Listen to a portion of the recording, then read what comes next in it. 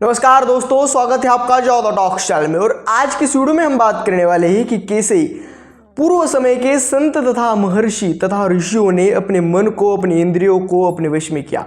कैसे उन्होंने अपने सभी इंद्रियों को, अपनी सभी सेंसेस को अपने वश में कर, अपने कंट्रोल में कर, कैसे उन्होंने इस जगत में एक अलग ही नाम प्राप्त किया और कैसे ईश्वर की प्राप्ति की।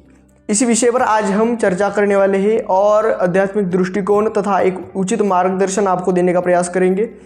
वीडियो में अंत तक बने रहेगा। चैनल पे नए हो तो सब्सक्राइब कर दीजिएगा। वीडियो यदि आपको पसंद आए तो एक लाइक कर दीजिएगा। तो चलो वीडियो में आगे बढ़ते हैं। देखिए दोस्तों, पूर्व समय के जो भी संत हुआ करते थे, जो भी महर्षि थे, जो भी बड़े बड़े तपस्वी थे, वो अपने मन को तथा इंद्रियों को जीतने में सक्षम क्यों होते थे। और आज के जो युवा पीढ़ी है या फिर आज के जो भी हमारे भारत के या फिर जो विश्व के जो भी लोग हैं, वो अपने सेंसेस को, अपनी इंद्रियों को तथा अपने मन को अपने कंट्रोल में क्यों नहीं रख पाते, उनके अधीन क्यों हो जाते हैं। वो उनको अपने अधीन नहीं करते लेकिन स्वयं ही उनके अधीन हो जाते हैं। ऐसा क्यों हो रहा है? तो देखिए, इसके पीछे काफ़ी बड़े बड़े कारण थे। कुछ कारणों के बारे में आज हम बात करेंगे।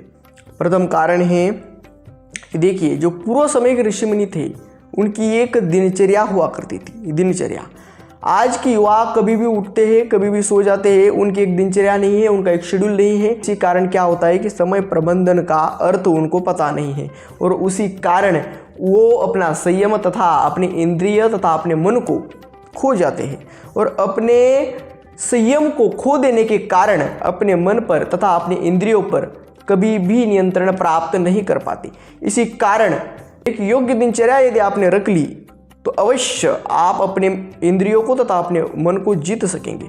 पूर्व समय के जो भी ऋषि मुनि थे, वह अपनी दिनचर्या कभी भी बिगड़ने नहीं देते थे। एक योग्य दिनचर्या वह पालन करते थे। इसी कारण वह अपने मन को तथा इंद्रियों को जीत पाते थे, क्योंकि संयम नियम उनके जीवन में था। जब संयम होता है तब एक नियम बनता है और जब एक नियम बनता है तब अपना मन और अपनी इंद्रिय उस प्रकार से प्रिपेयर हो जाती है, उस प्रकार से उनका अभ्यास हो जाता है। इसी कारण वह अपने वश में रखने के लिए एक सुलभ तथा सामान्य हो जाते हैं। इसी कारण यदि अपने दिनचर्या योग्य कर ली तो अवश्य आप इंद्रियों पर तथा मन पर नियंत्रण प्राप्त कर पाते थे। प्रथम कारण था कि वह दिनचर्या योग्य करते थे। द्वितीय कारण, आज के लोग वेस्टर्न कल्चर के फूड की तरफ काफ़ी प्रेरित हो चुके हैं, यानी गलत खा रहे हैं और ज़्यादा खा रहे हैं। उसके कारण क्या हो रहा है कि मन में गलत विचार सताते हैं। गीता में श्री कृष्ण ने 3 प्रकार के अन्नों का वर्णन किया है, राजसिक, तामसिक और सात्विक। आज सभी अन्न राजसिक तथा तामसिक श्रेणी में गिने जाते हैं, क्योंकि सात्विक अन्न आज बचा ही नहीं है। 99.99% आज का जो अन्न है वह तामसिक तथा राजसिक अन्न है। पूर्व समय के ऋषि मुनि केवल फल का सेवन करते थे, फल, पानी, इनका सेवन करते थे और एकदम सात्विक आहार लेते थे और काफ़ी कम आहार लेते थे। कुछ तो ऐसे ऋषि मुनि संत हुआ करते थे जो हफ्ते में केवल एक बार अन्न ग्रहण करते थे और उनके अन्न में पवित्रता थी, सात्विकता थी और उनके अन्न में संतुलितपना था और उसी के साथ साथ उनके अन्न में एक योग्य प्रमाण था, एक प्रमाणबद्ध प्रकार से वह अन्न ग्रहण करते थे।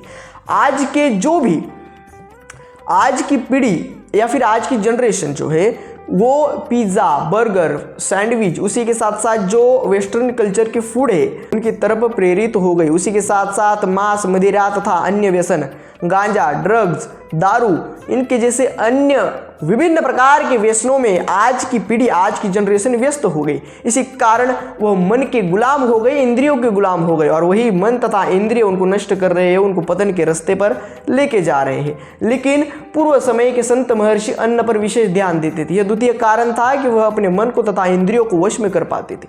तृतीय कारण, वह कभी भी आकर्षण में पड़ते नहीं थे, आकर्षण में कभी नहीं पड़ते थे। वह इस संसार की कुछ भी वस्तु उनको आकर्षित नहीं कर पाती थी। अब आप बोलेंगे कि आकर्षण से होता क्या है, क्या नहीं होता, यह पूछिए।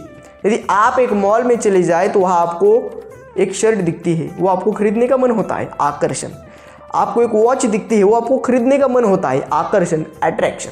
एक औरत, एक स्त्री या फिर एक लड़की की तरफ यदि आप देखते हो, उसकी सुंदरता पर आप मोहित हो जाते हो, आकर्षित हो जाते हो, attraction. This is the attraction. और यही आकर्षण आपको नष्ट कर रहा है। यह काफ़ी गंदी तथा एक काफ़ी निम्न तथा नीच कोटि की आदत आपको पड़ी है कि किसी भी व्यक्ति आपको, कोई भी वस्तु आपको आकर्षित लगती है, आकर्षण उसमें दिखता है। परमपिता परमात्मा के सिवा इस जगत में, इस संसार में कुछ भी शाश्वत नहीं है, सभी का विनाश हो जाएगा। आज आप घड़ी ले लो, अच्छे अच्छे कपड़े ले लो, अच्छे अच्छे भोग लो, लेकिन उसका समाप्त हो जाना निश्चित है। एक क्षणिक सुख उसमें होता है। लेकिन पूर्व समय के संत महर्षि आकर्षण से सर्वतोभाविन बचते थे। एक स्त्री आ गई तो उसको प्रणाम कर कर माता तथा बहन के समान मानते थे। कोई भी वस्तु कभी खरीदते नहीं थे और सभी चीज़ों को एकदम संयमित तथा संतुलित प्रकार से ही उपयोग करते थे। कभी किसी वस्तु पर उनका आकर्षण नहीं हुआ करता था। उनका आकर्षण केवल प्रभु पर था, केवल अध्यात्म पर था। तृतीय कारण है कि आज अट्रैक्शन और दिखावे के कारण आज की युवा पीढ़ी नष्ट हो रही है और वह संत तथा महर्षि की तरह आप कभी हो नहीं सकते, क्योंकि आप इंद्रियों के तथा मन के गुलाम हो गए। इन आकर्षण में फंसकर, इन तुच्छ तथा निम्न वस्तुओं के आकर्षण में फंसकर आपने स्वयं का पतन कर लिया। ये तृतीय कारण है कि पूर्व समय के संत महर्षि अपनी इंद्रियों को जीतते थे, लेकिन आज के समय के नहीं। चतुर्थ कारण, पूर्व समय के ऋषि तथा महर्षि अध्ययन करते थे, अभ्यास करते थे अच्छी चीज़ों का। आज की युवा पीढ़ी मोबाइल में रील्स देखने के लिए व्यस्त है। आज की युवा पीढ़ी मोबाइल में गलत चीज़ें देखने के लिए व्यस्त है, किसी भी लड़की से चैटिंग करने के लिए व्यस्त है। लेकिन पूर्व समय के ऋषि मुनि, उनका वो तेज, उनका वो अध्ययन, उन्होंने सभी इच्छाओं को मारा था और केवल अध्ययन में अपना लक्ष्य केंद्रित किया था। और अध्ययन के कारण ही उनको एक विवेक प्रदान होता था, उनको एक विद्या प्रदान होती थी।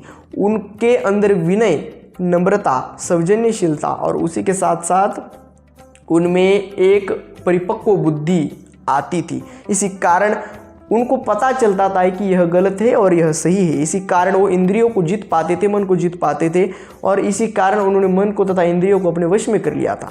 इसी कारण, अध्ययन के कारण। आज की युवा पीढ़ी मोबाइल देखने के लिए व्यस्त है तो कहाँ पर अध्ययन करेगी?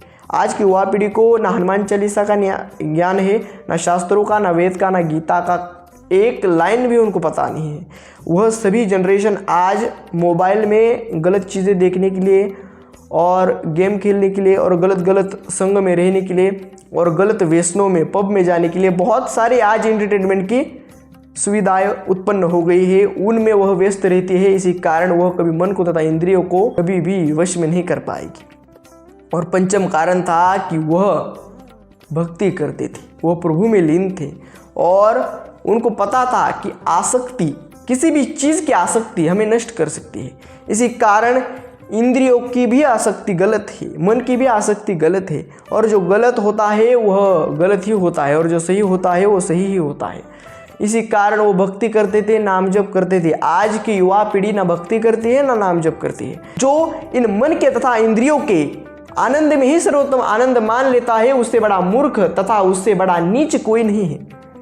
यह एक क्षणिक आनंद होता है और यह अशाश्वत आनंद है। शाश्वत आनंद तो केवल प्रभु में है, यह आपको जानना चाहिए। और जो भी गलत आदतें आपने विद्यमान कर रखी है उनमें सुधार करना चाहिए। गलत आदतों का त्याग करें, अच्छे आदतों को अपनाएं, दिनचर्या बदले, अध्ययन करें, नाम जप करें, भक्ति मार्ग पर चले, अन्य में विशेष ध्यान दें। इन चीज़ों का यदि आप पालन करोगे तो अवश्य आप अपने मन को तथा इंद्रियों को जीत कर अपना जो लक्ष्य होगा उस लक्ष्य में उनको केंद्रित कर पाओगे और फिर आपकी ही विजय होगी और फिर अन्य लोगों की तुलना में आप कुछ अलग होंगे और अन्य लोगों की तुलना में आप कम समय में अपने लक्ष्य को प्राप्त कर पाएंगे। आज के वीडियो में इतना ही, मिलते हैं अगले वीडियो में सीखने टॉपिक के साथ। तब तक के लिए धन्यवाद।